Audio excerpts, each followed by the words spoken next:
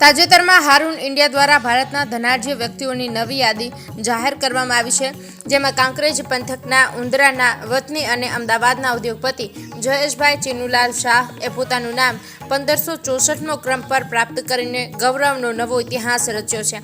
આ યાદી દેશમાં આર્થિક પ્રગતિ, ઉદ્યોગમાં યોગદાન, રોજગાર સર્જન અને સામાજિક સેવાઓને ધ્યાને લઈને તૈયાર કરવામાં આવી છે.